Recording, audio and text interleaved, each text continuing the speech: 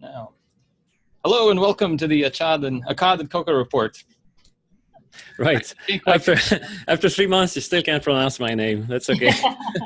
The Indian in me wants to say Achad, and anyway. I think maybe it'll stick. Maybe I should change my name. Why not? Well, again, welcome to my reach. Welcome to the Akkad and Coca report. We are incredibly lucky to have Jane Van Dis here.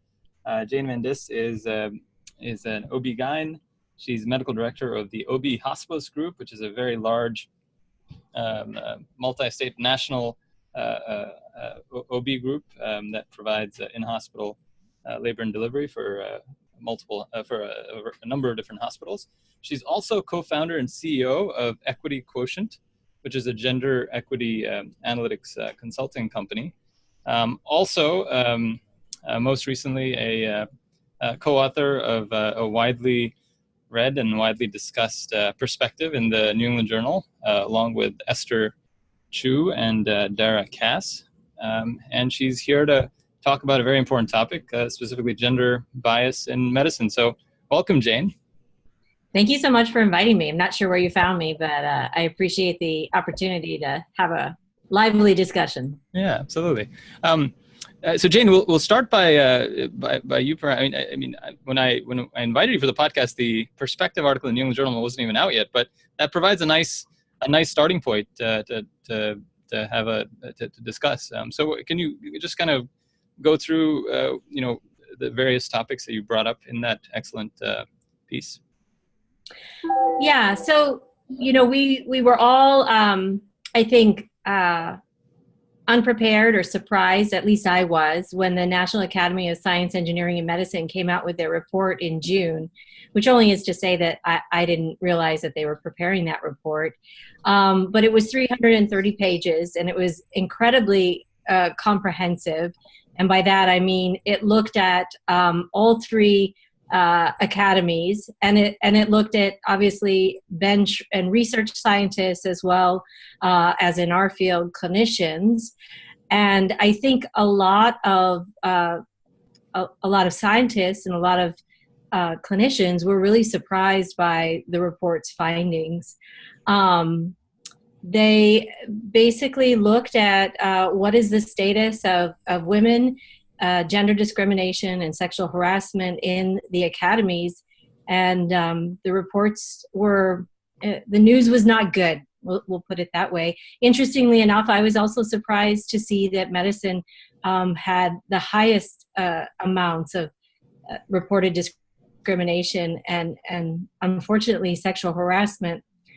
And one of the important takeaways of that report is that it coincided with the very first year in which the number of matriculating medical students who were female actually only slightly outnumbered male matriculants. And so the reason I think we really need to start talking about this is because we obviously have a workforce that is coming through medical school and residency that is likely unaware, unprepared for the bias and discrimination and unfortunately harassment that they are going to potentially find in their career unless we fix this soon.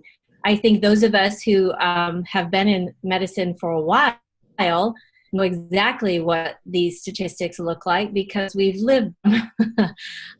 We made it through residency trainings that at times very male dominated, very patriarchal, and I think a lot of us, at least of my generation, kept their nose to the grindstone, as it were, kept their head down, and just tried to obviously become the best possible physicians that they could be. Having said that, we would like to create safe learning spaces and workplaces for men and women, because it's not solely directed at women, but for all people coming into the field of medicine. I think we owe it to them. Oh, that's great. It's a nice. That's. I'll tell you my thought when I read this, and then I perused through the Academy, the National Academy's report. I wonder if it's not. Do you think it's understating the discrimination or the harassment that happens? First of all, so I'm not in academia. Neither one of us. I don't think any of the three of us are in academia. Academia. There's a lot of ego. We've gone through academia because you have to when you go to medical school, right? You have to go through an academic center or residency or fellowship or whatever. And clearly there are tons of really egos and power plays and pretty nasty characters that we've come across and experienced, right? But I was what kind of struck me, I mean, I hadn't thought of it before, but on the one hand, we have this experience of academia. On the other hand, here you have apparently 20 or 30 years of research that comes from academia and that is published by the national academies, which is like the top of the top in academia, and then published in the New England Journal, which is like the premier academic journal. What do you make of that sort of strange thing that on the one hand, I mean, I'll tell you what, because we've heard about, clearly there's the Me Too movement now, which was mentioned in your article and mentioned in the NASM report, right? So the Me Too movement. Now, the Me Too movement didn't come to light from Hollywood making movies about discrimination and harassment, right? It was from the outside, that people started, to bring out stories in the press. Same thing in, the Catholic Church, for example. It's not the Catholic Church all of a sudden that says, we're harassing, we should stop doing that. In academia, it seems that, I haven't seen that. I mean, it seems that it's coming, academia is doing its own research on its own harassments. What do you make of that? As opposed to sort of stories coming out outside of academia saying, look, this is what's happening. So, I mean, it seemed a little strange, and then you wonder if academia is doing its own research. I mean, is it sort of so if I understand kind your of convenient? question, Yeah. Your question is how good, how eloquent, how accurate is the research the academies are doing about their own behavior? Is that kind of? Yeah, it's not, right. I mean, I don't have a question. I mean, it's just an observation that elsewhere we seem to have heard of discrimination and harassment from outside whatever institution or field or entity. But here in medicine, it seems to be coming from academia. And I just thought it was. I mean, I'm not. You're I'm also not, I mean, saying it's fine. It's nice, but it's. But I think, Michel, you're also making the point that it may be under recognized. Yeah, I mean, I don't know, but when you read the report, it's kind of bland, right? I mean, it's sort of questionnaires and statistics and reports and clinical papers after clinical papers and clinical research, so it doesn't have the vividness of what people may experience when they go through this. And it's just an observation, and I was wondering what you made of that. Yeah, I think that there's a lot of likely underreported or unreported data. We know, obviously, we're looking at this play out with the Kavanaugh situation. The president tweeted this morning that if it were true what she said, she would have reported. And the fact of the matter is, I think 90% of sexual assaults go unreported. So, and that's true in the general public as it is in academia as well. So I think the question, how accurate is the data, is a good one. We, Dr. Chu and I decided to form Equity Quotient in part because we knew there was a problem, but we also know that things are not likely to change inherently based on individual stories or a compilation of stories or anecdotal evidence, that if we wanted to change effectively and substantially our academies, we needed data. And obviously this type of data has a subjective component.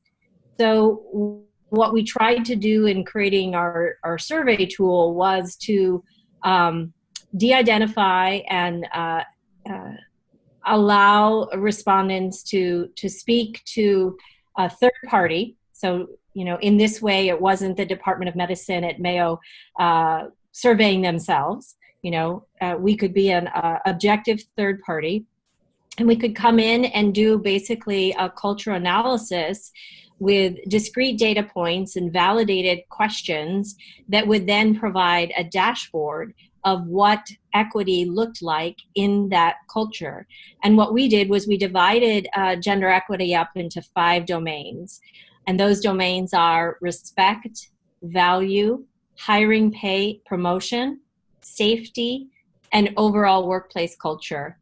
And then we can filter and sift the results according to demographics, according to age and ethnicity, academic rank, salary, all sorts of things. You can try to understand the data in a significant way.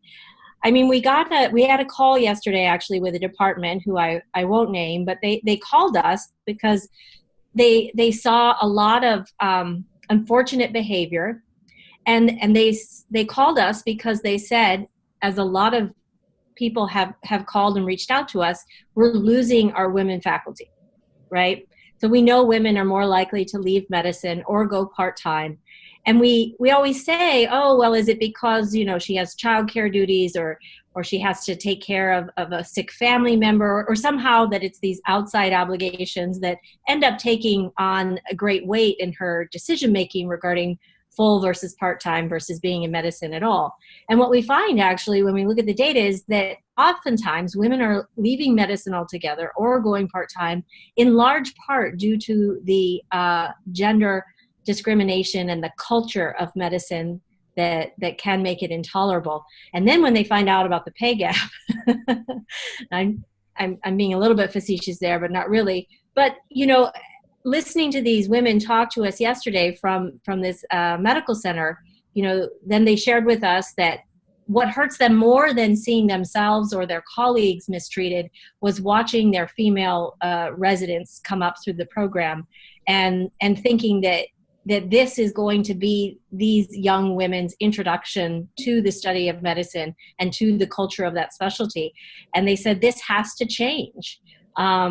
And I think that, data is where we begin to make that change, because we can't really understand the problem if we can't quantify it.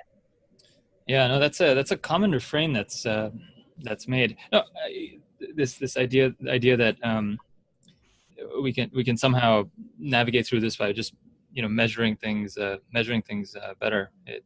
As you're pointing out, it's a tall task since a lot of this stuff is very subjective, certainly. But I was having in trying to prepare for this, I tried to talk to a number of different folks. I spoke to actually one of a residency program director in a predominantly male-dominated field, and I said, what do you think about this? You're in academia. You have a large number of there's a big male to female ratio gap, not only in the residents but in eventual attendings, and he said no, absolutely. He thinks that not only is it certainly plausible, and he thinks that that's the lay of the land, that there's a significant degree of bias when it comes to traditionally there has been a degree of bias when it comes to selecting residents, whether they be male or female. But then also, once women are in the program, that he kind of felt like faculty didn't really have the tools to necessarily do a good job in training women. Is that in mentoring? In mentoring, in that, so is that something that you've found, that there are multiple barriers in terms of for women in medicine? One is, of course, women going into medicine, certainly, but then even when women go into certain fields, that just in terms of, not by mentoring, I mean, so he was giving me examples in the operating room where, it may very well be that the same techniques that have worked with men for X number of years just aren't effective for women. Is that something that you've heard of? It was interesting to me because I hadn't really thought about it that way. Well, I'll be honest, I had a very interesting conversation with a professor of surgery a couple weeks ago, and we were talking about what the challenges and what the impediments were for women going into general surgery. And I brought up my own specialty, which is a surgical specialty and which actually graduates close to 85% women. And so I thought to myself, well, what are the barriers for women going into general surgery? And are OBGYNs actually about a proportion of women who wanted to be general surgeons, but for probably multifactorial reasons, didn't go into general surgery, in part because of the culture of surgery. I know myself, I knew I wanted to be a surgeon. I knew that I actually wanted to subspecialize if I were to do general surgery. And I knew that long residency would not fit with my life because I was a non-trad. And so I was entering medical school at a little bit of an older age. But having said that, I think that if you were to talk to a lot of medical students about their rotations in surgery, if there are, for instance, a lack of female role models or a lack of a positive culture, that you might see women not going into that specialty, in part because of, as you say, the manner by which things are taught, the way information is conveyed, the way feedback is given,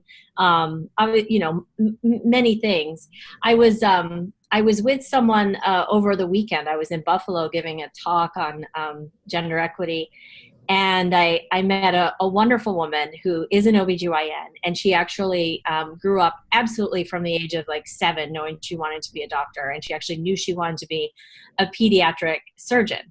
And she got to medical school, and she got to her surgery rotation, and she met a woman surgeon, and the woman told her, "Do not go into surgery.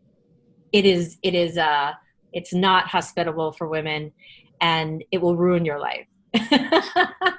And she took the advice of that one mentor that she met on her path in medical school and decided to become an OBGYN. And so it made me think, I wonder how many women maybe wanted to be neurosurgeons or wanted to be cardiothoracic surgeons or pediatric surgeons and didn't end up going that route, in part because of the lack of role models and possibly because of the culture. Yeah.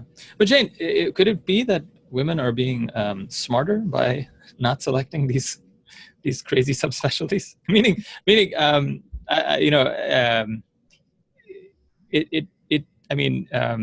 there For are remunerative purposes, they are some of the most well-paid fields. They absolutely are, but they're also from a time standpoint, and from a from a time and intensity standpoint, also some of the most demanding. So, meaning they're careers that seem to demand for all the men and women that I know in, say, neurosurgery or in cardiothoracic surgery. I mean, both fields seem to have tremendous demands for personal time. Meaning, there's very little space left for your personal life. Like everything else seems to kind of fit around your work. And there certainly are specialties within medicine that aren't like that, right? There are specialties that there aren't emergencies that you have to get up at 2 a.m. and go in. And so, yeah, I mean, I'm in it. So yeah, is it? And that's the thing that's very hard to parse when you're trying to do this just with data. Over and over again, not just in the when it comes to gender disparity, right? Over and over again, we see disparity all over society, correct? And the hardest part in all those other fields, for instance, I cannot stand pay for performance. I can't stand public reporting. Why can't I stand it? It's not because I don't think it's good to try to be transparent and good to report outcomes so that we can try to ferret out who's bad and who's good. I just think that the way it's done is absolutely terrible, right? So ProPublica's public reporting scheme, for surgeons, right, by individual surgeon deciding, it's atrocious. It's terrible. Like, you cannot decide what surgeon to go to based on ProPublica's, algorithm in terms of who's good and who's bad, or what their mortality endpoints are, right? Because as you know, being a surgeon yourself, there's so much more granularity to who's good and bad than just what is your mortality number, what's your complication rate, correct? And this happens over and over again. And I mean, I can name like 10 things off the top of my head where the problem is risk adjustment, right? And we, like statisticians, the smart, people that are way smarter than I am, cannot figure out how to appropriately risk adjust. And if you I'm fairly sure that gender bias, the gender bias literature that's come out so far and that's going to come out will probably have. Well, I mean, I guess I'll ask you the question. Don't you think it'll have the same problems? Meaning, you're going to be able to show outcome gaps, no question, right? And we can talk about the. Well, are you talking? Are you talking about Jenna's study with the Medicare mortality? Is that what we can talk about any one of them. So there's the paper that you sent me, the one that looked at cardiologists, for instance, men and women cardiologists, and the pay gap that exists there. And there's this, there's a big gap. I think the mean salary for women cardiologists in the study was $400,000. The mean salary for male physicians was $500,000. These are big numbers, Michelle. I don't know. Yeah. So, what I found. Yeah. Go ahead. Sorry, and then when you risk adjust those, those things narrow, right? But then there's still a difference, and the p-value was some significant 0.03 or something like that. And said, look, there's still a gap here, and how do we? But you read into the study, and again, if you have a non-biased, purely objective, methodological hat, you see, well, there's only 220 women. There are 2,500 men in this sample, right? Right. You look at the scatter plot for RVUs, right? The RVUs seem to track. So, meaning, just as I tear apart pay for performance stuff, I tear apart public reporting data. I do that, all the time. I write about it a lot. I mean, why should we take it as given fact that there aren't unknown confounders, there's in granularity that we're missing that may explain much of the gender pay gap, and that's just the gender, the pay gap that exists. We can get to the Jenna's mortality paper in a little bit. Well, I mean, because Jenna also did the best study on academic medical physician salary pay gap as well. He's actually on our advisory board. Yeah, so. I know. Yes, I know. But having said that, obviously I have deep affinity for his research. I think he's brilliant. Yeah. Actually, Dr. Chu, Dr. Cass, and I, we actually podcasted with the Berkeley professor of health economics, who also works for the RAND Corporation, Chris Whaley, who performs Doximity's physician compensation salary report as well. And so we asked him point blank, how is it that, did you address this confounder? Did you address this confounder? Have you accounted for this? And basically, being a Berkeley professor, he said, yes, yes, yes, and yes, of course. The data was adjusted for all of those confounders, and definitely, to your point, there are aspects of the data that cannot be or are more difficult to tease apart. For instance, when you look at RVUs, or when you look at pay and when you own your own practice, how is it that women who own their own practice actually make less than men who own their own practice? And what Chris said is that, across the board, for the most part, women pay themselves less. I was like, wow, okay, are we just mimicking what happens to us naturally from society, or like, but but you're right. The data, the insights is all in the details. Yeah.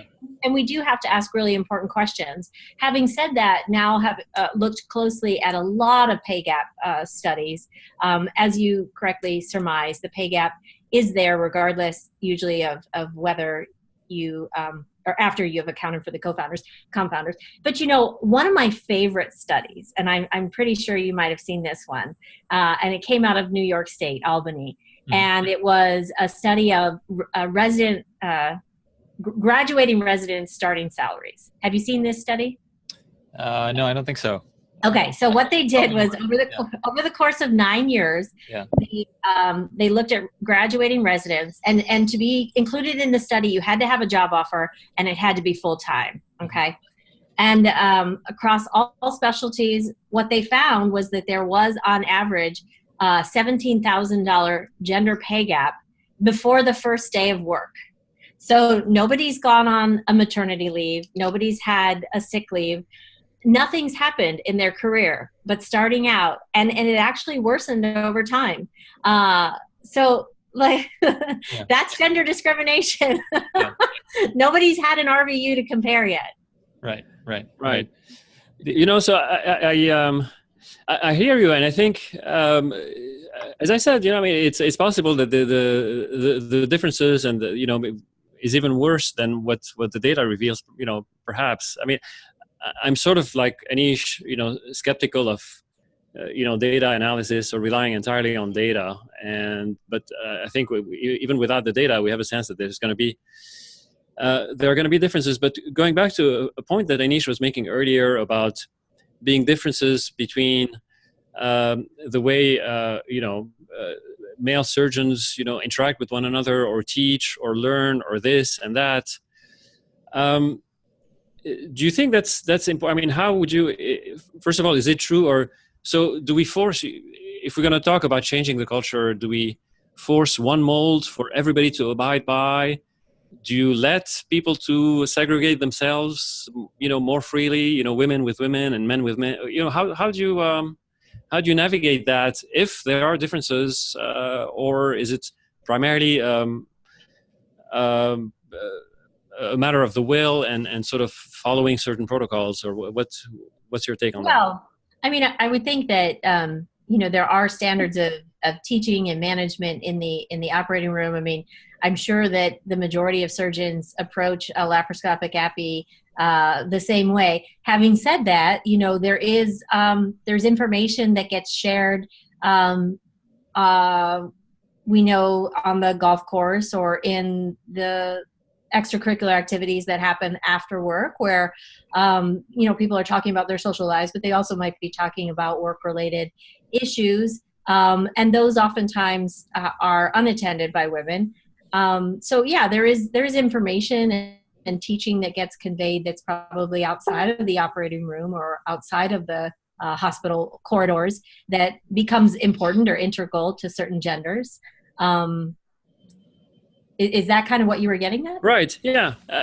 Correct. I mean, what's, at the end of the NASM report, what you get, what you typically get from NASM reports, you get, 12 steps to, and A, B, C, D, and it's sort of, it has a bureaucratic, feel to it and a little bit a drudgery. And I'm wondering if that's how cultures get changed, or if there's another way. Well, I mean, I think some of the recommendations are absolutely vital and important. For instance, I love hearing what's coming out of the National Institutes of Health as well, saying that if we find out that someone who's on a grant or has been given money has been I don't know, I can't remember what the language says specifically, but a credible proof of sexual assault or sexual harassment, that affects funding, and that we tie citizenship and character, to the ability to receive government funding or private funding. I mean, we saw what happened at USC with Pulifido, right? I mean, USC there are plenty of accounts that say that they knew what was going on, but the fact that he brought in so much money to the university allowed them to turn their cheek as to. Yeah, I definitely agree with you. I mean, and in fact, I mean, that's a little bit what I was alluding to. You know, we want heads to roll in a way. I mean, if there are really bad, you know, people like that, abusive people, they really need to be kicked out, and they need to be kicked out and not sterilized. But so that brings up a question, because when we talk about, you know, the culture, I mean, in a way, another thing in the NASM report is that it seems that everything, you know, they were saying that a lot of it is subconscious or unconscious or not done with explicit awareness and all that stuff. But if that's the case, is it proper to attribute this to the culture? I mean, because in a way, you know, people know that these kinds of behavior are bad.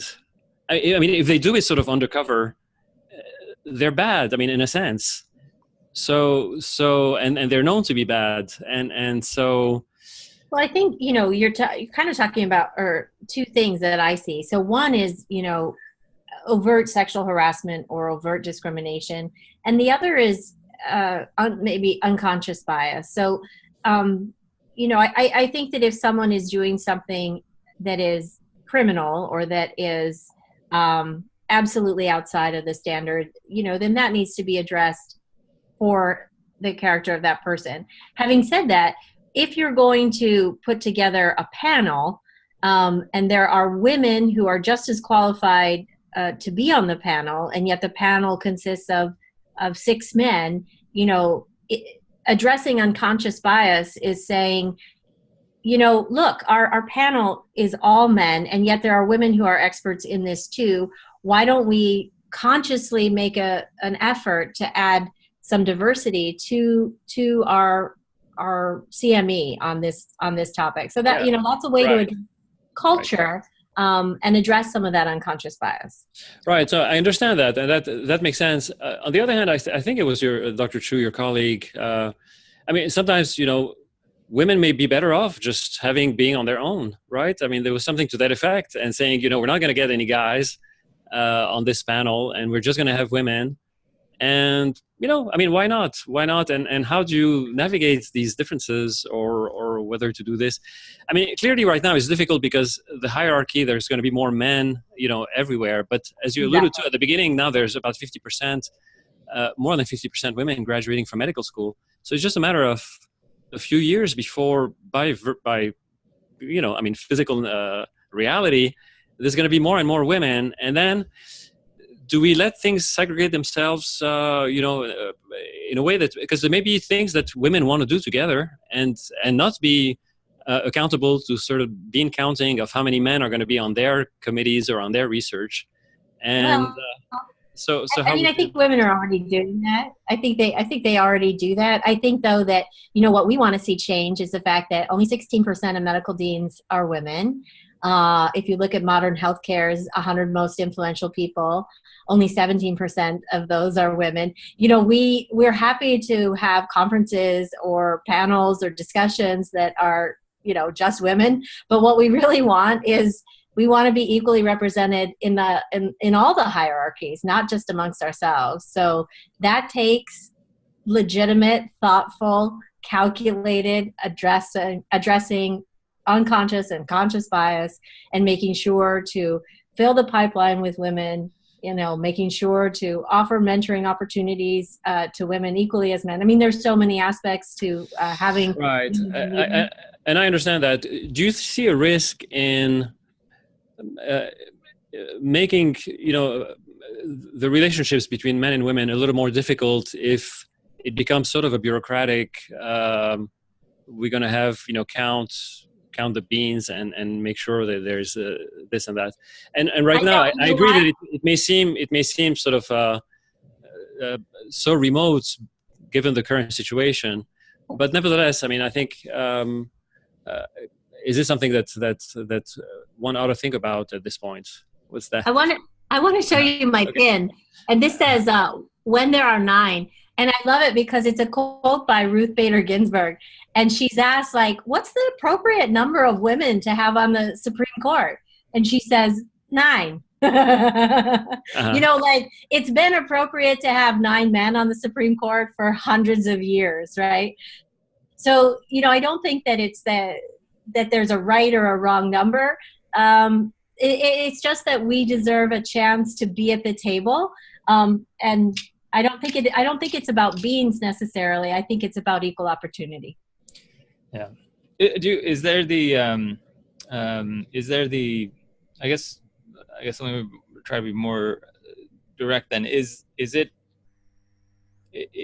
so diversity is great, and I wrote a piece about the New York University the free tuition with New York University. And I wrote, you know, there are a lot of economists don't like it because they don't like private money going to subsidize, well, you know, people that are going to be future orthopedic surgeons, future OB-GYNs, and future cardiologists. And so they're a bunch of Pooh Bears. And so I wrote in defense of, I said, look, you know, this is silly.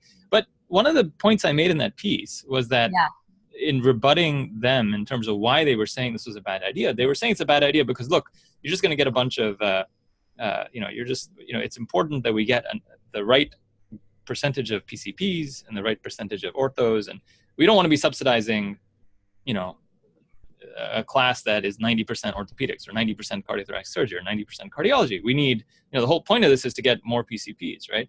That's what they think, at least. That's what the economists think. The economists are like, well, if we're not going to be subsidizing pediatrics and future PCPs, then we shouldn't be doing this, and this is a bad idea.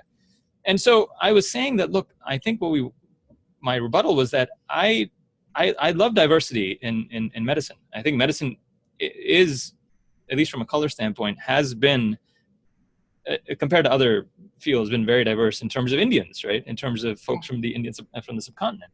I mean, 40% of physicians are from the Indian subcontinent when we make up some 0.5% of the population. It's crazy. And so I love the fact that anyone has access to medical school, has access to becoming a physician. And so I like diversity that bubbles up on its own. What I don't like is engineered diversity. So, you know, I think you're making the same point. You're making the point that we want, you know, we as in women want access. We want equal opportunity. And I think, I can't think of anyone I've ever spoken to in medicine who has said that there are certain people that shouldn't have the same opportunities as others. I think where I'll push back slightly is and say that should we be engineering diversity, though? Just the same thing I said about, you know, in rebutting the economists about free medical schools, saying, look, it's not your job to say which one of these awesome, if New York Medical School gets fantastic people and they all decide to go surgery, then that's great. We in medicine as a profession got awesome people, and they all decided to go into plastic surgery, and we need awesome plastic surgeons, general surgeons, OB-GYNs, and we need good PCPs. But I get very nervous when you start talking about engineering diversity to say, well, hey, so I'll push that's back the question. Yeah, I'll push back on you. And what I'll say is, you know, we had a recent study that came out that showed that Black physicians had better outcomes with Black patients, right? Right. And yet Black physicians are not represented in medicine proportionally. Right. So do we have to somehow help make medicine a more palatable career choice? I mean, what are the barriers for Black? You know, it's interesting because it's again, I mean, that may seem sort of remote and irrelevant, but I study medical history. Yeah. And before there was a lot of government intervention in healthcare, particularly around licensing at the turn of the last century. There were many medical colleges for Black people and for women, and Black communities had a lot of more access to doctors, and women had a lot of female doctors. And then you have government intervention, which really it shut down, you know, all the almost all the Black medical colleges in the name of quality and all that stuff. So to Anisha's point, in essence, I mean, I want to. If there's less intervention, there will actually be more opportunity for a lot of people and sort of a natural, maybe spontaneous emergence. Right now, there are barriers. There's no question about it. But the barriers are, if if I understand what Anish is saying, is that we're sort of moving the barriers from here and putting different kinds of barriers, and that potentially could be dangerous. Maybe not in the short term, but maybe down the line. Yeah, I'm going to disagree. We live in a patriarchy, so our institutions reflect that patriarchy, and we live in a society that is, I think, inherently racist. And I think that our medical institutions reflect that as well. So I think that if we want to see medicine look different and act different, we actually have to take proactive steps in order to get there. So you don't think we should take the best available candidates into medical school? That's not what I'm saying at all. No. No. Meaning, how do you? Because I mean, the issue is, I mean, it's not. I mean, it's a hard sell for me to say that we're not trying to provide. Look, the issue is not that I don't think society may have systemic disadvantages built in for certain right? I'm not saying that at all. Clearly, that's evident, and there's history to that and whatnot. What I take issue with is using medical school. I mean, medical school, we're training future doctors. We're training people that are going to be taking care of your mom at 2 a.m. when she's in kidney failure and hypotensive. I want by the time we get to medical school, by the time we're selecting people for medical school to do things like take care of people's lives, I would love to see a place where we don't care about the color of skin, we don't care about gender, we don't care about I don't know what style hair you have, we don't care about how many piercings you have or tattoos. I don't care about any of that stuff. I want the best available people to be there for my mom at 2 a.m. And so, so you know, are we doing that? And are we not? I understand the intent, but if we get to a place where we are selecting people because of certain characteristics that I think don't have much to do with the ability to take care of a really sick person and think through things at 2 a.m., then I don't think we as a profession are doing right by ourselves or our patients. But that's not what I'm talking about, because I didn't think we were talking about the gatekeeping that is the MCAT and the grades to get into med school and choosing the best candidate. What I thought we were talking about was what happens after medical school, which is, are people paid equitably? Are they promoted equitably? Is leadership in medicine reflective of the diversity of the population that's matriculating? And the answer to that is blatantly, of course, no, it's not. And so that's really what I'm talking about. But how would you? But you brought up the point that you brought up the point that we don't have the right. Just now you said we don't have the right. What do you say? The right representation of physicians that are calculating to take care of the population. But that's what I mean. Like, meaning, look, I'm sorry, 40% of physicians are Indian. Like, if you start to make these arguments that, or I'm not suggesting you're saying this specifically. I'm just saying I worry about where these arguments go to, right? I mean, if you start to say that we need a representative group of physicians to take care of a population, meaning they need to mirror each other, then there shouldn't be. Then 40% of physicians shouldn't be Indian. It should be like 0.5%. You know what I'm trying to say? I'm trying to say you're out of a job, Coca. I'm fighting for my life here. I feel like we're sort of on. We're both on the same road. We're both on the same highway, but we are. I feel like talking maybe a little bit about different things. Because I think that we obviously want the best people taking care of our family members. Having said that, I think we as women, we want to be paid equitably. We want to, receive the same types of promotions, and we want to work in a workplace that doesn't harass us and that isn't discriminatory against us because of our sex. Right. So that I think you do support that. And so I think that, your comment about the best and the 40% Indian, I don't think I have a disagreement with that. Right. No, absolutely. Yeah. We don't want to stray too far away from that. Absolutely. It's the point that, this gender bias that may clearly exists on multiple levels in medicine is something that we have to do something about. It seems, though, Jane, is there optimism in the fact that there are so many women that are coming into medical school? Meaning, despite the fact that and again, I was unlike Michelle and you. I was honestly surprised by how much harassment goes on a I guess on a daily basis in these institutions. But it's shockingly, the other thing that surprised me was that despite the fact that this must be so prevalent, this is something that I guess women are talking about, and they're not talking about it to me or whatnot. And despite that, so many women are flooding into medicine. Does that suggest at least that the mentors are telling enough folks, or there's enough of role modeling going on that makes it an attractive profession for women, do you think? Well, I think it's a really good question. And we've been at 47, 48, 49, and now a little over 50 for a long time. I want to say, close to 15 years or so. So it has been an equal distribution for quite a while. Having said that, I've been reflecting on this a lot lately. I have been my daughter's Girl Scout troop leader since she was in kindergarten, and now she's in 5th grade.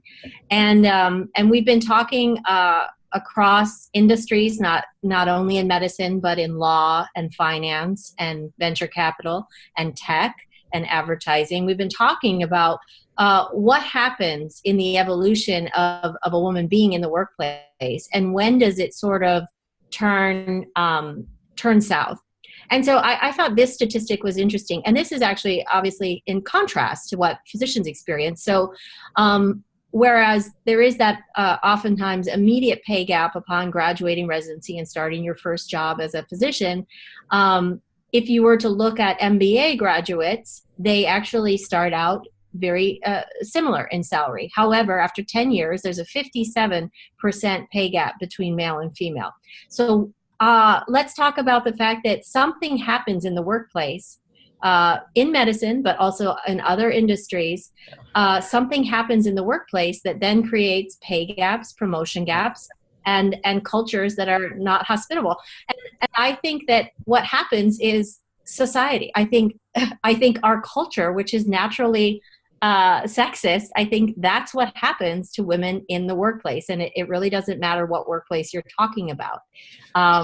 So I do think that we sell our young women, we sell our girls. I know I live right next to JPL.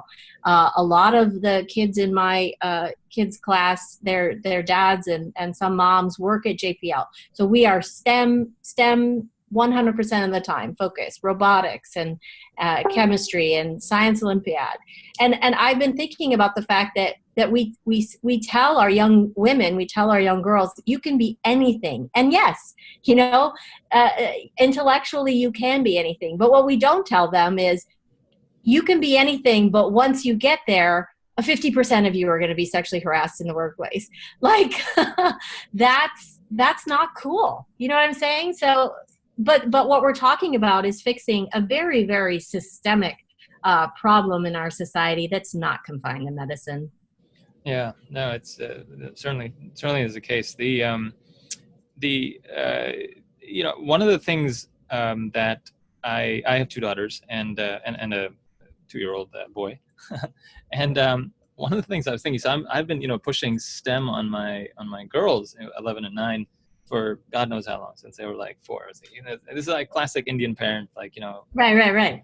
I'm sorry, not I mean, American parents too, but anyway, it's just this stereotype for Indian parents to like kind of be on top of them in terms of pushing STEM, and you have to be a doctor and engineer. And I'm the same. I'm kind of like that. I'm just constantly pushing that, and she wants to be a fashion designer, and I think I only half jokingly said, half of fashion designers end up homeless. Just. So I have that. I'm trying to inculcate. Then, one of the things I was thinking about was that it's clear to me that, like my elder daughter, for instance, just doesn't have the same affinity for math that I did at the same age. And I'm pushing her, and it's like there are tears. I have more tears than she does. It's like 9 p.m. Yeah, it's like terrible. And I, one of these times I was thinking, I was like, I wonder if I'm doing the wrong thing. Maybe I wonder if I am.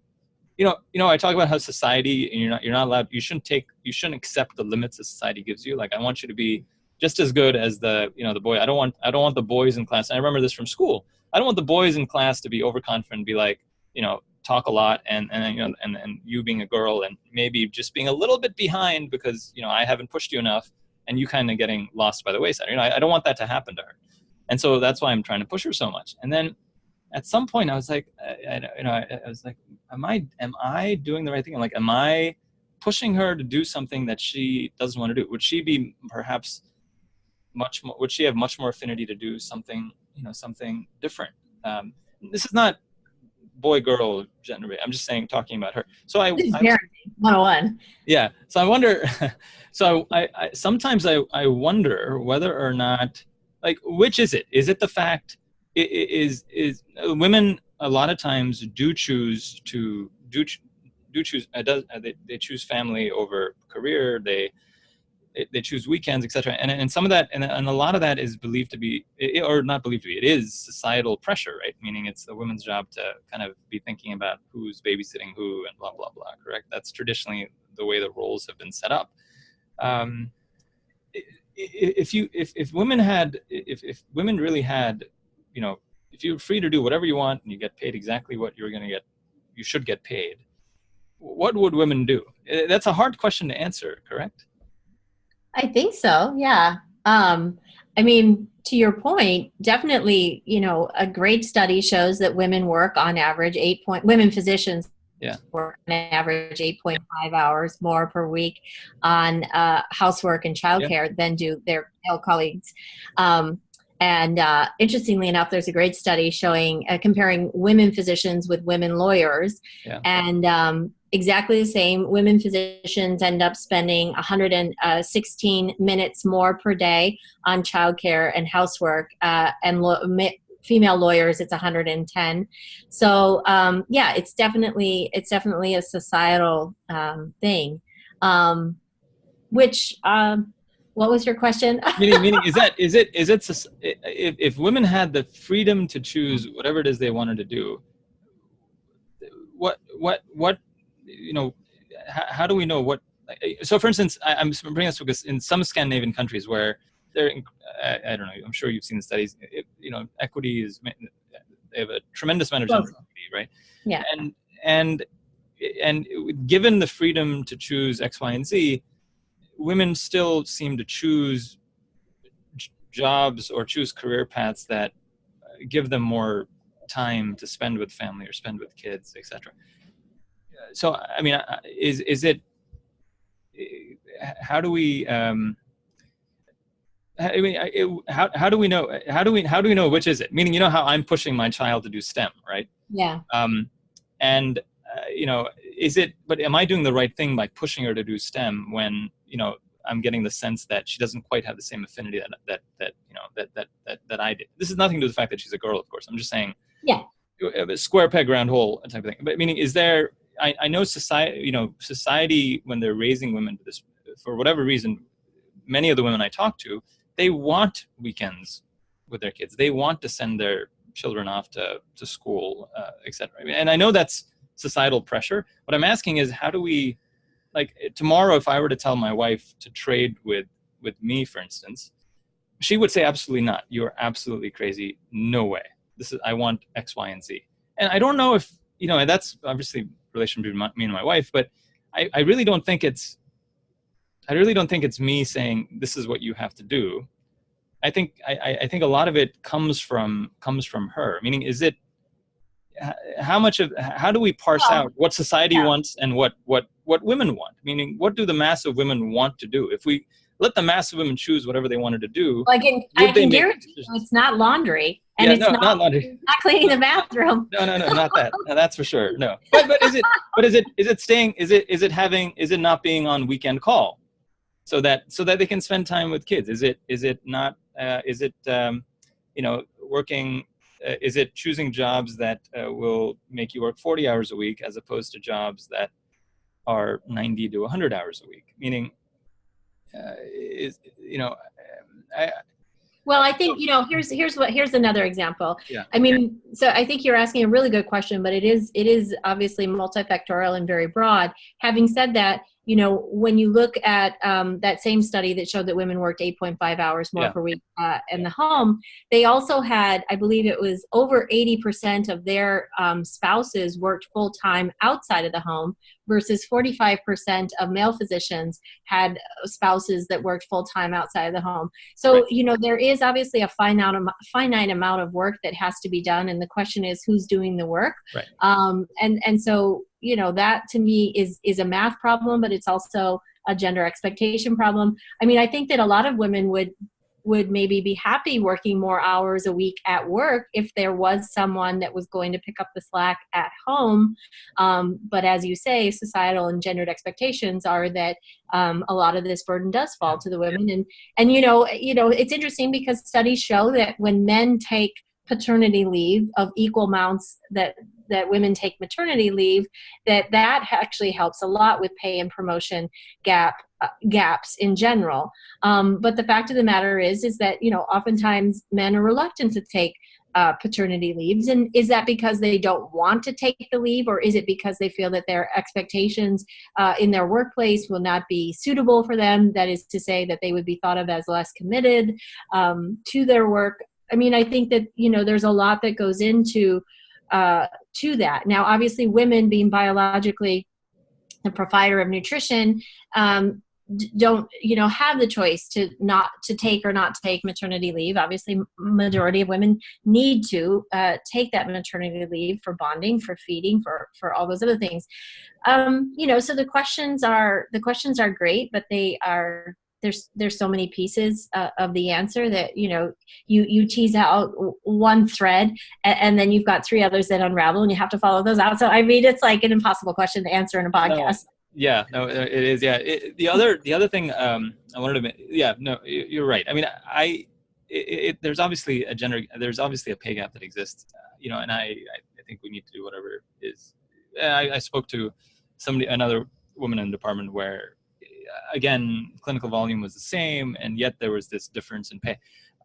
And it's like, and it's so odd to me in 2018. I mean, I felt like I was living under a rock to kind of hear about these things from women. I was like, I couldn't believe it. And so in reading more, so one of the things I came across was that men in general have a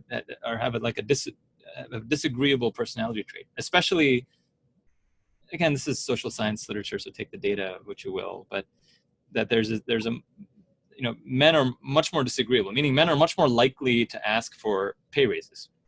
Yeah. Men are much more likely to be more difficult negotiators. And there's some, again, I love data. I'm a cardiologist. I spend a lot of time with data. So it's not that I'm introducing anecdotes because I'm against data. It's just that I find anecdotes inform data much better and make data have meaning to me much more. But, when I'm in chatting with two physicians, a male and a female cardiologist, she's about 4 or 5 years behind him, and there's a pay gap. And the RVUs are about the same, but yet there's a pay gap. And in asking more, I'm like, what is going on? Why is that? And this is somebody who's relatively close. And I'm like, well, I don't, the female cardiologist said, well, I don't do weekends. I had a baby 4 months ago and I don't do weekends, and nobody's really mentioned that to me. I mean, I just wasn't doing weekends and nobody really said anything. So, I had a meeting with the chief, and I didn't really ask for anything because I didn't want them to bring up this whole weekend thing. So then I asked, well, the next time, are you going to ask for it? And are you going to ask her? I said, oh no, yeah, absolutely. I should. And the next time I'll do that. And I don't think most men would, just come out in the beginning and be like, what the heck is going on? Like, why is there this pay gap that exists? Right. And if there is a pay gap that exists, that's because of weekends, then fine, I'll do a couple. No, I asked her, that's right. I asked her, well, would you do some more weekends to make the pay gap the same? She's like, yeah, absolutely, I would. Right. But she's never asked. Well, and it's interesting. One of the books I really love this spring that I read is called by Joanne Lippman, and she's a journalist, but she compiled a lot of interesting facts. And one of those is that women actually, in order to ask for a raise, oftentimes feel that they have to be 120% deserving of the raise. That is to say, they feel like they have to be overqualified to ask for anything. Whereas men, culturally, will be at 85% capacity and be like, yeah, I deserve that. Like, duh, you know? And so it's a confidence gap, really. Right. Which again, I guess comes down to the culture in terms of exactly. All right. The other part, and this part, it touches on something Michelle said earlier in terms of trying to, trying to like how do we, making a path forward. And you're doing this with the company, the equity quotient, correct? Correct. That you've co-founded with Esther and Dara. Yeah. Is that right? No, it's just me and Esther for the equity. You and Esther. Sorry, you and Esther and Dr. Anupam. Dr. Jenna is an advisor to that. Yeah. Do you think that is there any in terms of how you would go about doing that? So, say take the gender gap issue, right? If you there's one pot, and you're asking for more, does that mean that men will make less? Yes.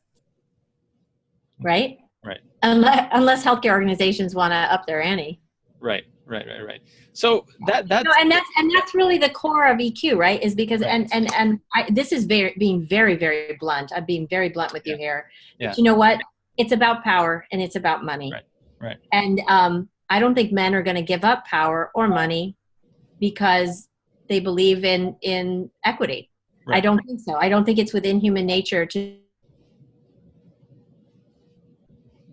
I think that the only way that happens is through, hopefully through objective data, because if it were a moral imperative, it would have happened already. Right. And also through the course of human history, moral imperatives have not driven much.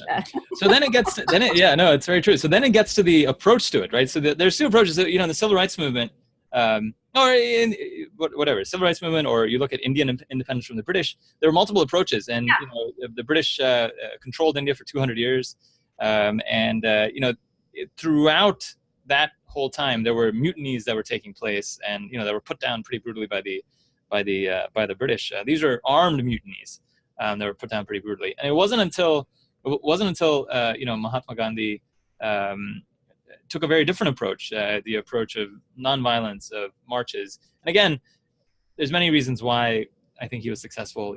Britain recovering from World War II and being destroyed and whatnot. Also, their greater social consciousness in Britain that didn't exist X number of years ago.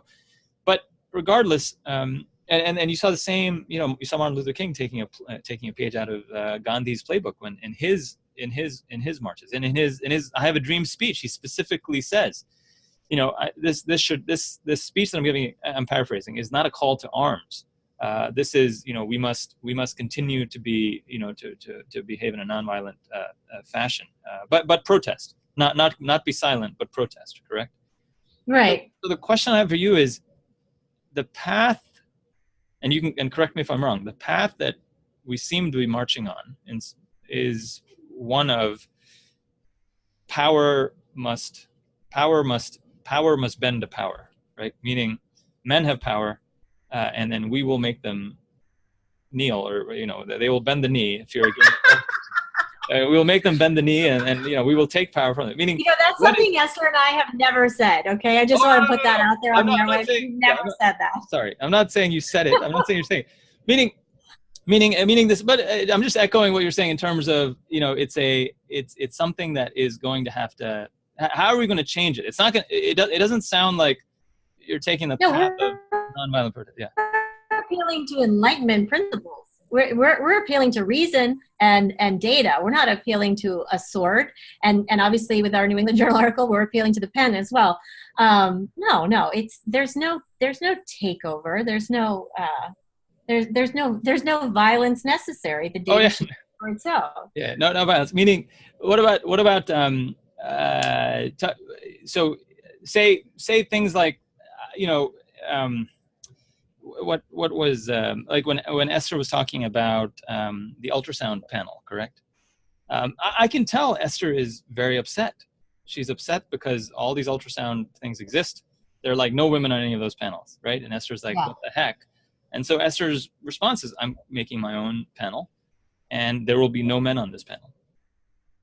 We are not going to allow men on this panel. Now, it's not explicitly stated for those other things that there aren't men on the ultrasound panel, correct?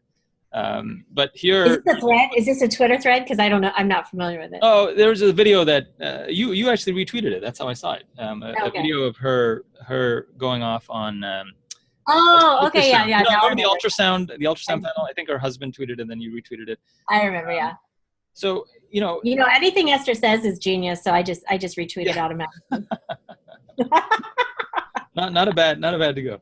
And then the other this concept of the one nice thing about putting women up for leadership positions is that you generally don't have to worry about how rapey they are. Just how rapey they are, exactly. meaning are these things said in earnest, or are they said in jest, or meaning you can see how folks are gonna do you think the response to male toxicity, which we all agree exists, is the response to male toxicity female toxicity? No, not at all. And actually the data doesn't show that out. I mean, it's been interesting. I've been listening, also speaking of a podcast, I've been listening to a really great podcast about the history of our sexist culture. And it's coming out of Duke. It's actually not sponsored by Duke, but it's recorded down there. Okay. And it's, I don't think that women are men without power. I think that women are completely different entities, and we statistically are not rapey. So I don't think that we're asking to replicate the patriarchy. I think we're asking for less violence and for a gentle equity. But I mean, to get there, I think men are going to lose power, and they're going to lose some money as well. But that's. But so let me take it out of this context. Say that the Jenna paper on Medicare mortality between men and women. Yeah. Okay. So I don't find how that paper. I mean, that paper has issues that I take in terms of how do you attribution issues, right? I mean, you have a female attending, male attending. You're asking me to believe that a female attending 51% of the time versus because a female attending touches a patient 51% of the time, that then there's this outcome gap that's seen.